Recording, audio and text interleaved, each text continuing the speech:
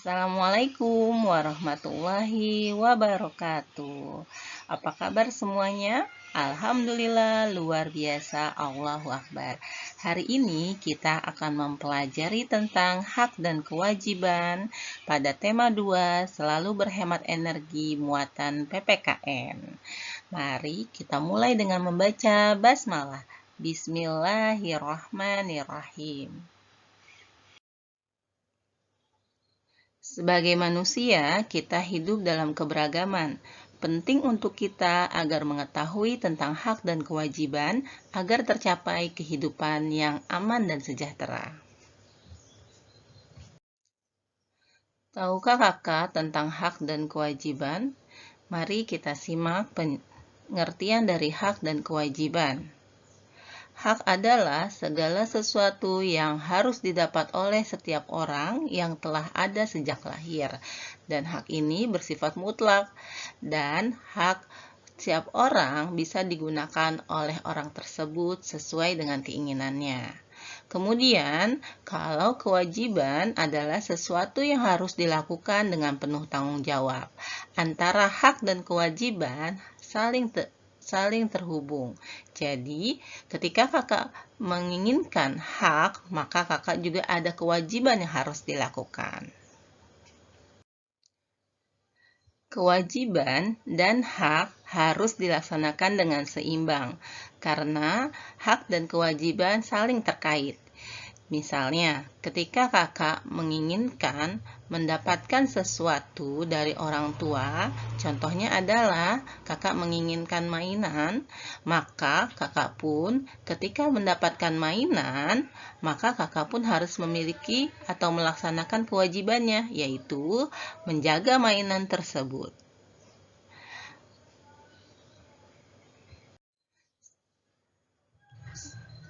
Sebelum kita menuntut hak, maka kita harus melaksanakan kewajiban kita terlebih dahulu.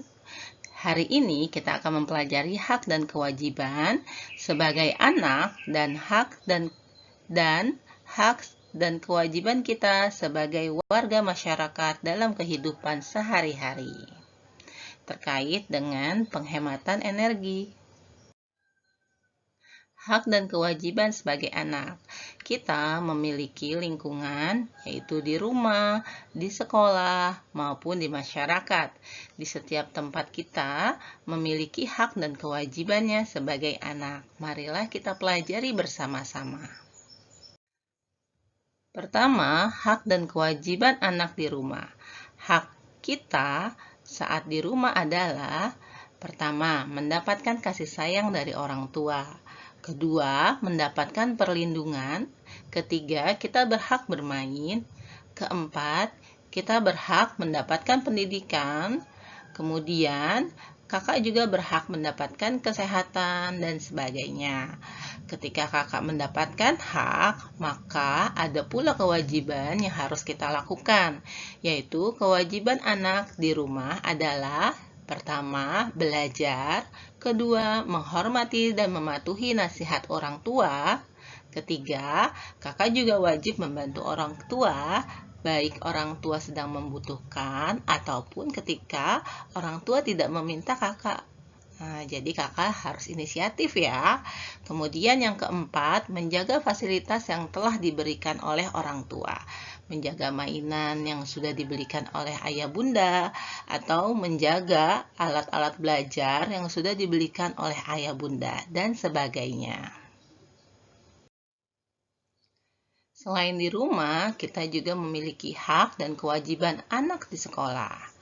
Hak kakak di sekolah adalah mendapatkan pendidikan, yaitu mendapatkan ilmu dari ibu dan bapak guru, mendapatkan kasih sayang, mendapatkan perlindungan, berhak juga kakak bermain bersama teman, kemudian kakak pun berhak mendapatkan fasilitas belajar dari sekolah, dan sebagainya.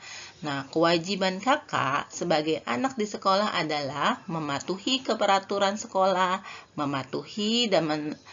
menghormati dan mematuhi nasihat guru, serta menjaga fasilitas yang telah diberikan oleh sekolah. Nah, contohnya adalah kakak harus menjaga kebersihan sekolah. bersama-sama dengan warga sekolah lainnya menjaga kebersihan sekolah. Nah, selanjutnya adalah hak dan kewajiban kakak atau hak dan kewajiban anak di lingkungan.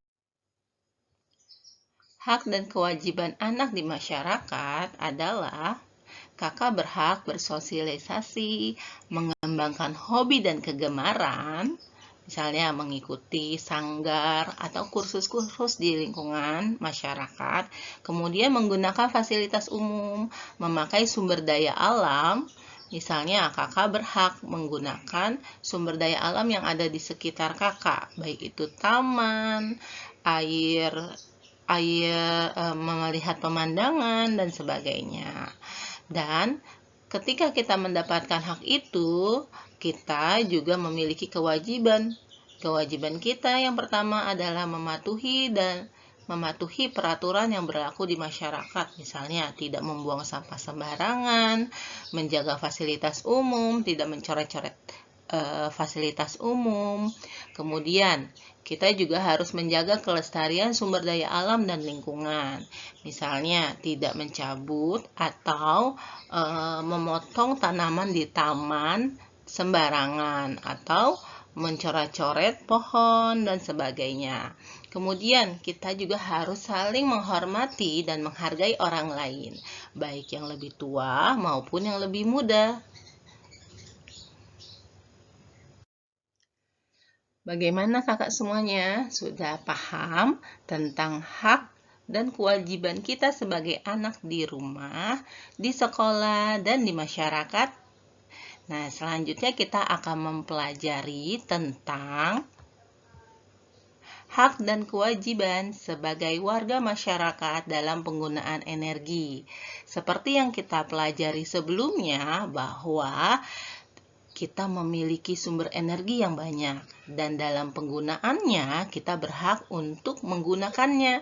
Tetapi kalau kita mendapatkan hak, maka kita juga memiliki kewajiban yang harus kita lakukan. Marilah kita simak apa saja hak dan kewajiban sebagai warga masyarakat dalam penggunaan energi. Energi yang ada perlu kita lestarikan agar ketersediaannya tetap ada. Kita mendapatkan hak menggunakan energi atau sumber daya alam, maka kita harus melaksanakan kewajiban kita, yaitu melestarikannya. Marilah kita simak hak dan kewajiban kita terhadap energi. Hak dan kewajiban terhadap listrik. Listrik adalah energi yang paling banyak kita gunakan dalam kehidupan sehari-hari. Banyak alat-alat yang kita manfaatkan dengan menggunakan energi listrik. Hak dan kewajiban terhadap listrik. Hak kita adalah kita dengan adanya listrik, maka kita bisa mengakses atau mendapatkan listrik.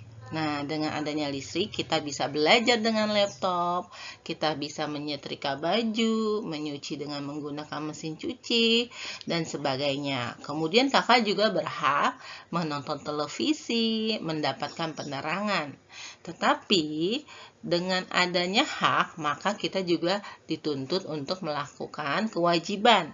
Nah, kewajiban kita karena kita mendapatkan listrik, maka ayah bunda pun akan mendapatkan kewajiban, yaitu membayar iuran listrik tiap bulannya. Dan untuk menghemat penggunaan listrik. Mengapa? Karena ketika kakak menggunakan listrik atau menghemat listrik, maka kita juga bisa menghemat pengeluaran dalam membayar iuran listrik. Nah, cara menghemat penggunaan listrik itu bagaimana? Yaitu mematikan lampu jika tidak digunakan. Misalnya, kalau kakak masuk ke kamar mandi, setelah menggunakan kamar mandi, kakak mematikan lampunya. Setelah selesai di kamar mandi, jangan dibiarkan menyala terus. Dan jika siang hari, ketika cahaya matahari masih banyak, maka kita tidak perlu menggunakan lampu. Kemudian, mengurangi penggunaan AC dan kipas angin. Nah, jika kita tidak memerlukan atau tidak terlalu gerah, maka kita bisa tidak menyalakan AC dan kipas angin. Serta kita harus mematikan alat elektronik ketika kita tidak menggunakannya. Selanjutnya adalah yang ketiga, menggunakan barang yang hemat energi. Nah, banyak sekali sekarang alat elektronik yang sudah bisa menghemat energi. Nah, jadi kita bisa menggunakan barang-barang yang menghemat energi. Selanjutnya adalah hak dan kewajiban kita terhadap air. Nah, air merupakan sumber energi yang paling penting bagi kehidupan kita. Kenapa? Karena air dibutuhkan juga oleh manusia, hewan, maupun tumbuhan. Maka kita pun memiliki harus menjaga juga tentang kelestarian air setelah kita mendapatkan hak kita untuk menggunakan air. Ya, hak dan kewajiban terhadap air adalah kita berhak mendapatkan air bersih untuk keperluan hidup kita. Contohnya, kita berhak menggunakan air itu untuk minum, mandi, memasak, dan keperluan rumah tangga. Misalnya kakak mencuci sepatu, mencuci sepeda, mencuci mobil, dan yang lainnya. Dan kewajiban kita pula untuk menjaga kelestarian air itu. Salah satunya adalah pertama, membuang sampah pada tempatnya. Mengapa? Karena dengan membuang sampah pada tempatnya, kita tidak mencemari air di sekitar kita. Contohnya, ketika kita membuang sampah pada tempatnya, maka air sungai akan jernih. Atau selain itu adalah membersihkan selokan, mengadakan reboisasi. Kakak tahu reboisasi itu apa? Reboisasi adalah menanam kembali hutan yang gundul. Nah, hutan yang gundul itu hutan yang sudah ditebang. Kenapa? Karena ketika kita menanam hutan yang gundul atau hutan yang sudah ditebang, maka kita membantu untuk menyimpan cadangan air di tanah. Tanaman itu bisa bermanfaat selain untuk mencegah longsor, juga untuk menyimpan cadangan air dalam tanah. Selanjutnya adalah menghemat dalam penggunaannya, yaitu pertama, kakak ketika selesai menggunakan air atau keran air, maka harus segera dimatikan atau ditutup. Saat keran air bocor, maka kita pun harus segera memperbaikinya, serta mencuci sepeda dengan ember. Maksudnya agar tidak banyak air yang mengalir ketika mencuci sepeda. Yang ketiga adalah hak dan kewajiban terhadap minyak bumi. Nah, minyak bumi ini adalah bahan bakar fosil seperti yang kita pelajari yang lalu ya, bahwa minyak bumi jumlahnya terbatas dan kita harus memanfaatkannya dengan sangat bijaksana. Hak dan kewajiban kita terhadap minyak bumi adalah kita berhak memanfaatkan minyak bumi untuk kehidupan sehari-hari. Contohnya adalah penggunaan bensin, solar, atau minyak tanah dalam kehidupan kita untuk menjalankan kendaraan kita ataupun untuk memasak. Nah, minyak tanah digunakan untuk memasak, tetapi pada daerah perkotaan penggunaan minyak tanah sudah sangat berkurang. Nah, selain itu, kita juga berhak mengelola minyak bumi. Nah, minyak bumi merupakan bahan alam yang tersedia di alam dan dapat dikelola menjadi beberapa hal. Salah satunya adalah baja, dan kita berhak untuk mengelolanya menjadi barang-barang lainnya yang bisa digunakan atau bisa dijual, sehingga kita juga berhak untuk mencari keuntungan dari minyak bumi, dari hasil penjualan minyak bumi tersebut. Selain itu, kita juga memiliki kewajiban untuk menjaga kelestariannya dengan menghemat penggunaannya. Misalnya, kita menggunakan kendaraan Cukup misalnya ketika satu rumah memiliki banyak mobil dan ingin pergi bersama-sama, kita bisa menggunakan satu mobil saja sehingga bisa menghemat penggunaan bahan bakar atau menggunakan bahan bakar alternatif seperti yang kita ketahui bahwa ada bahan bakar alternatif pengganti solar dan bensin. Nah, kita bisa menggunakan itu. Ya, yang terakhir adalah hak dan kewajiban terhadap kertas. Nah, kertas merupakan benda yang sering kita pakai ya, kita sangat kita perlukan dalam kehidupan kita. Nah, kertas perlu kita jaga juga. Selain kita memanfaatkannya, kita juga memiliki kewajibannya. Mengapa demikian? Karena kertas terbuat dari pohon. Dan pohon tersebut perlu kita lestarikan juga. Nah, kita lihat apa hak dan kewajiban kita terhadap kertas. Ya, hak dan kewajiban kita terhadap kertas adalah kita berhak untuk memanfaatkan atau menggunakan kertas. Kita berhak untuk membuatnya menjadi prakarya atau menggunakannya untuk menulis atau keperluan lainnya. Selain itu, kewajiban kita terhadap kertas adalah kita bisa menjaga kelestariannya atau mengurangi penggunaannya dengan cara satu, mendaur ulang kertas agar kertas yang telah dipakai bisa kita gunakan kembali dalam bentuk lain atau bisa untuk kreativitas lain. Nah, kemudian yang kedua adalah menggunakan kedua sisi kertas. Jadi ketika kakak menulis, kakak bisa memanfaatkan kertas semaksimal mungkin. Jadi, satu sisi ketika sudah digunakan, maka baliknya kakak bisa gunakan terlebih dahulu sebelum pindah ke halaman berikutnya. Selain itu, kita juga bisa memanfaatkan teknologi pengganti kertas. Nah, contohnya apa? Misalnya, kalau sekarang kita sudah menggunakan komputer untuk menulis atau memanfaatkan komputer untuk menyimpan data.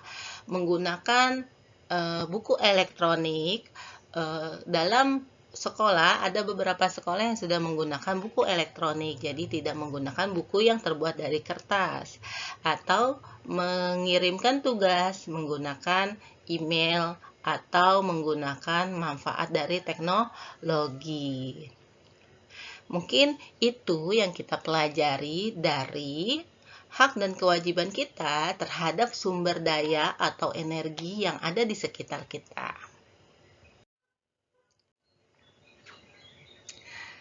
Alhamdulillah, pelajaran kita hari ini sudah selesai.